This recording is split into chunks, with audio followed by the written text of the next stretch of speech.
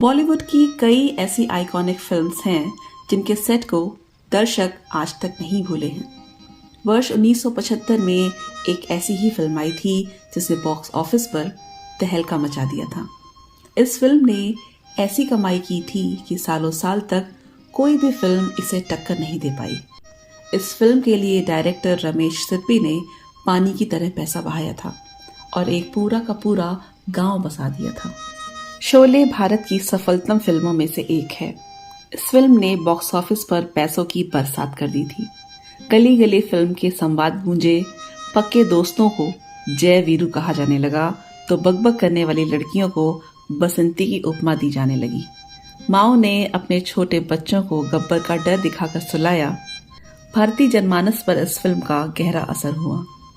नमस्कार, मैं हूं नमिता और आप सभी देख रहे हैं facts and stories with Namita. आज का ये वीडियो है हमारे देश की बहुचर्चित और ब्लॉकबस्टर फिल्म शोले से संबंधित कुछ तथ्यों के बारे में। 15 अगस्त वर्ष 1975 को रिलीज हुई शोले को लगभग 49 वर्ष हो रहे हैं। इस फिल्म से जुड़े कई किस्से बहुत मशहूर हुए। आइए बात करते हैं उन्हीं रोचक किस्सों के बारे में। शोले जब रिलीज हुई तो शुक्रवार और शनिवार बॉक्स ऑफिस पर इस फिल्म को अपेक्षानुरूप सफलता नहीं मिली। भारी बजट की भव्य फिल्म का यह हाल देख निर्देशक रमेश सिप्पी चिंतित हुए। रविवार को उन्होंने अपने घर पर मीटिंग रखी जिसमें लेखक सलीम जावेद को भी बुलाया गया। फिल्म के कमजोर प्रदर्शन का अर्थ ये निकाला गया कि अंत में अमिताभ के किरदार की मौत को दर्शक पसंद नहीं कर रहे हैं। रमेश सिप्पी ने प्रस्ताव रखा कि फिल्म का अंत बदला जाए। लोकेशन पर पहुंचकर वे नया अंत शूट कर लेंगे और बाद में फिल्म में जोड़ देंगे। सलीम जावेद को नया अंत लिखने की जिम्मेदारी दी गई। सलीम जावेद ने रमेश सिप्पी को सलाह दी कि जल्दबाजी करने के बजाय 1-2 दिन रुकना चाहिए। यदि फिल्म का प्रदर्शन फिर भी खराब रहता है तो वे नया अंत शूट कर लेंगे। उनकी बात मान ली गई और 1-2 दिन बाद फिल्म का प्रदर्शन बॉक्स ऑफिस पर सुधर गया और फिर बेहतर होता चला गया। फिल्म सीता और गीता की शानदार सफलता की पार्टी जीपी सिप्पी के घर की छत पर दी गई थी। उसमें पिता जीपी और बेटे रमेश सिप्पी ने तय किया था कि इससे भी 4 कदम आगे चलकर एक बड़े बजट की भव्य एक्शन फिल्म बनाई जाए। यहीं से शोले का बीज जमीन पर पड़ा। शोले फिल्म की कहानी मार्च 1973 से लिखना आरंभ हुई थी। रोजाना सुबह 10 से 11 बजे के बीच सलीम जावेद तथा रमेश सिप्पी अपने को सिप्पी फिल्म लेखन कक्ष में बंद कर लेते थे। घंटों चर्चा करते थे। इस दौरान चाय, सिगरेट और बियर की ढेर सारी बोतलें भी खाली हो जाती थीं। सलीम जावेद जब शोले की पटकथा लिख रहे थे तब राज खोसला की फिल्म आई थी मेरा गांव मेरा देश, और नरेंद्र बेदी की फिल्म खोटे सिक्के भी डकैत समस्या पर आधारित थी। इन फिल्मों से सलीम जावेद को काफी आइडियाज मिले। लोकेशन हंटर येडेकर रमेश सिप्पी की टीम में कोलंबस की तरह थे। रमेश नहीं चाहते थे कि इस बार चंबल की घाटी या राजस्थान जाकर दर्शकों की परिचित डकैत लोकेशन पर शूटिंग की जाए। बंगलौर और कोचीन में सफर करते आखिर येडेकर को बंगलौर के पास की जगह 2 पहाड़ियों से घिरी हुई पसंद आई। इस लोकेशन पर इंग्लिश फिल्म माया की शूटिंग पहले ही हो चुकी थी। रमेश सिप्पी को जैसे ही लोकेशन की खबर मिली वह सिनेमेटोग्राफर द्वारका देवेचा के साथ हवाई जहाज से आ गए। बड़ी बड़ी बिल्डिंग, साइज की चट्टानें, बीहड़, सूखे पेड़, ऊबड़ खाबड़ रास्ते, और क्या चाहिए था द्वारका देवेचा को। मनपसंद लोकेशन सामने मौजूद थी और नाम था रामनगरम। शोले फिल्म में गब्बर की गुफा और ठाकुर का घर मीलों दूर दिखाया गया है, लेकिन सचमुच में दोनों बहुत पास थे। रामनगरम को फिल्म के सेट के मुताबिक मुंबई के 30 और स्थानीय 70 लोगों ने रात दिन मेहनत कर एक पूरा गांव बसा दिया था। रामनगरम में रोजाना यूनिट के 1000 लोगों के खाने के लिए बाकायदा मॉडर्न किचन बनाया गया था। राशन, फल, सब्जी के लिए गोडाउन तैयार किया। घोड़ों के लिए तबेले का इंतजाम करना पड़ा। बेंगलोर हाईवे से रामनगरम तक एक सड़क भी बनाई गई। टेलीफोन लाइन, बिजली के खंभे खड़े कराए गए। शोले फिल्म में 5 साल लगातार मुंबई के सिनेमाघर में चलकर एक कीर्तिमान कायम किया था। इसके पहले बॉम्बे टॉकीज की फिल्म किस्मत कोलकाता या कलकत्ता में लगातार 3.5 साल तक चली थी। शोले का रिकॉर्ड दिलवाले दुल्हनिया ने तोड़ा। यह फिल्म आज भी मुंबई के मराठा मंदिर में चल रही है। शोले फिल्म ने बाजार में कई तरह की चीजों को बेचने में कामयाबी हासिल की, ग्लूकोज बिस्किट से लेकर ग्राइप वाटर तक। सन 2000 में पॉप स्टार बाली ब्रह्म भट्ट ने रिमिक्स एल्बम बनाया शोले 2000। उसे शीर्षक दिया था द हथौड़ा मिक्स। यह शोले के ठाकुर का संवाद है जो वीरू तथा जय को कहा गया था, लोहा गरम है, मार दो हथौड़ा। फिल्मकार शेखर कपूर ने कहा है कि हिंदी सिनेमा के इतिहास को अगर 2 भागों में विभाजित कर दिया जाए तो शोले के पहले को बीसी और शोले के बाद को एडी कहेंगे। फिल्म में अमजद खान को गब्बर सिंह डाकू का जो नाम दिया गया वह असली डाकू का नाम है। सलीम के पिता उन्हें डकैत गब्बर के बारे में बताया करते थे। वह पुलिस पर हमला करता था और उनके नाक कान काट कर छोड़ दिया करता था। सूरमा भोपाली का नाम जावेद की उपज है। यह किरदार उन्हें भोपाल निवास के दौरान सूझा था। वीरू और जय नाम के 2 सहपाठी सलीम के साथ कॉलेज में पढ़ते थे। वहीं से इनके नाम जस का तस ले लिए गए। हेमा मालिनी फिल्म शोले में बसंती तांगेवाली का रोल करने के लिए तैयार नहीं थी। इसके पीछे फिल्म अंदाज तथा सीता और गीता की जबरदस्त सफलता थी। रमेश सिप्पी ने उन्हें समझाया और वे मान गई। जय के रोल के लिए शत्रुघ्न सिन्हा का नाम फाइनल था, मगर सलीम जावेद और धर्मेंद्र ने अमिताभ का नाम सुझाया। जबकि अमिताभ की कई फिल्में फ्लॉप हो रही थीं, लेकिन सलीम जावेद को जंजीर फिल्म की पटकथा पर काफी भरोसा था। उनका मानना था कि जंजीर सफल रहेगी और अमिताभ स्टार बन जाएंगे। हुआ भी ऐसा ही।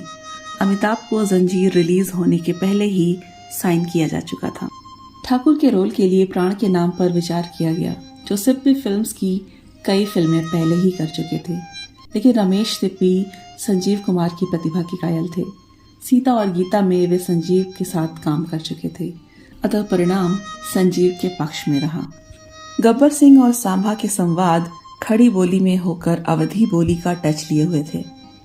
सलीम ने इन संवादों को अमिताभ और संजीव कुमार के बीच सुनाया तो अमिताभ गब्बर का रोल करने के इच्छुक हो गए।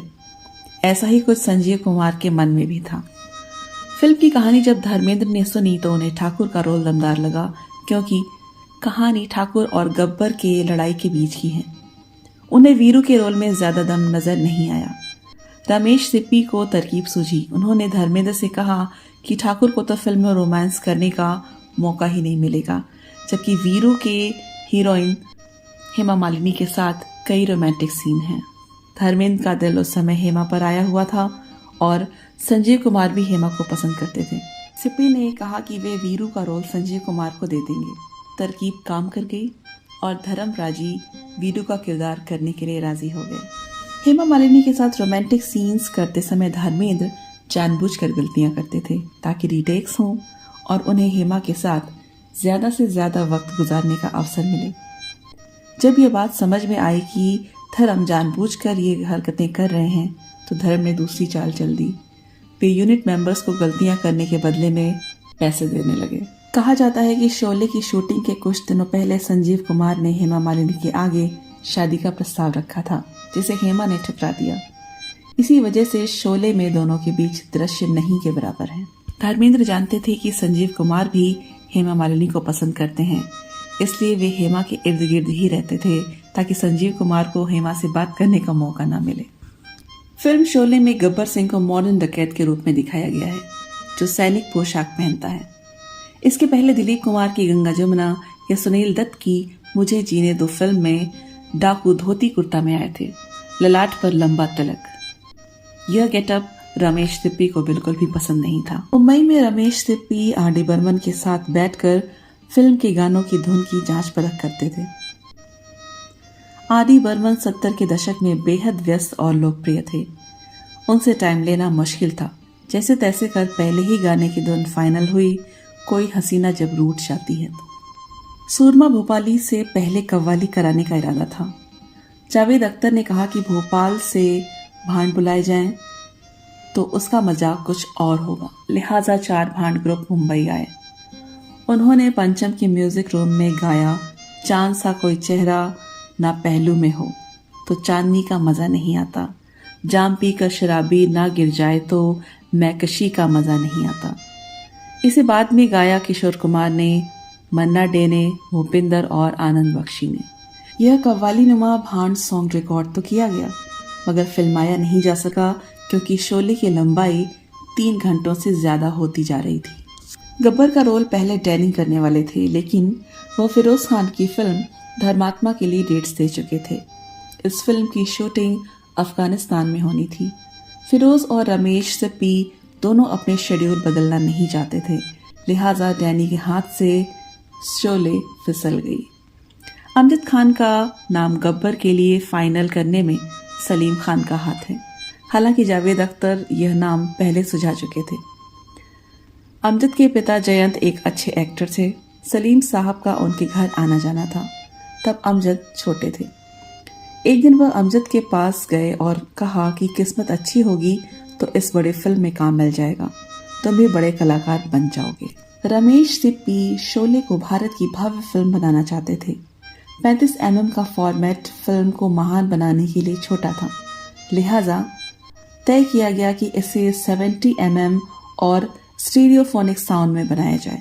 लेकिन विदेशों से कैमरे मंगाकर शूटिंग करने से शोले का बजट बढ़ जाता, लिहाजा अधिकांश शूटिंग 35 mm में कर 70 mm में ब्लो अप किया गया। शोले फिल्म को अधिकांश टेरिटरीज में राजश्री पिक्चर्स ने रिलीज किया। राजश्री के मालिक ताराचंद बरजात्या को विश्वास था कि महंगी फिल्म होने के बावजूद लागत निकाल लेगी, और वे सही साबित हुए। अमिताभ जया ने 3 जून वर्ष 1973 को शादी की। प्रकाश मेहरा की जंजीर रिलीज हुई। अनेक फ्लॉप फिल्में दे चुके बच्चन दंपति एकाएक सुपरस्टार हो गए। इसका लाभ शोले को मिला। फिल्म की शूटिंग के समय जया बच्चन प्रेग्नेंट थी और उनकी बेटी श्वेता जन्म लेने वाली थी। गब्बर नाम का डाकू सचमुच में चंबल घाटी में हुआ था। उसके जीवन पर जया भादुड़ी के पिता ने अभिशप्त चंबल नामक एक किताब लिखी थी। वह अमजद को पढ़ने को दी गई। अमजद की पत्नी शैला उसे पढ़कर अमजद को समझाती जाती थी।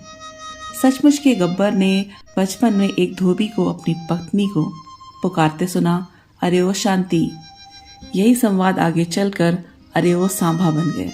अमजद खान नमाजी मुसलमान नहीं थे, लेकिन शोले की शूटिंग में जाते हुए उन्होंने कुरान शरीफ सिर पर रख ली थी। पत्नी शैला को आश्चर्य हुआ। जैसे तैसे अमजद हवाई जहाज में बैठे।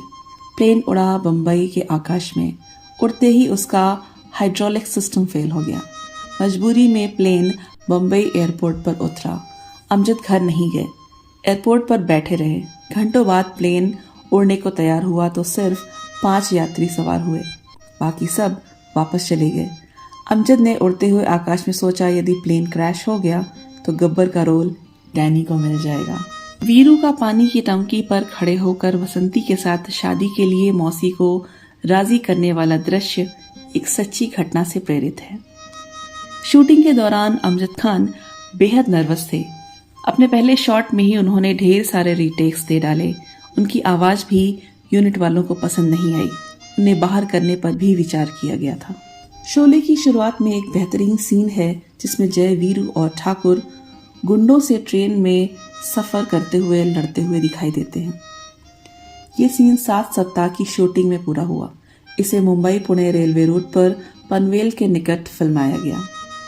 दर्शकों की अदालत में ब्लॉकबस्टर साबित हुई शोले को केवल एक फिल्म फेयर अवार्ड मिला, जो था बेस्ट एडिटिंग का। फिल्म में एक कमाल का सीन है जिसमें जया बच्चन लालटेन जला रही हैं और अमिताभ माउथ ऑर्गन बजा रहे हैं। बमुश्किल 2 मिनट वाले इस सीन को फिल्माने में 20 दिन का समय लगा था। कैमरामैन द्वारका दिवेजा के काम से खुश होकर शोले के निर्माता ने उन्हें एक फिएट कार गिफ्ट में दी थी। सांभा का रोल मैकमोहन ने निभाया। जब उन्हें पता चला कि फिल्म में उनके संवाद नहीं के बराबर हैं, तो वे दुखी हो गए।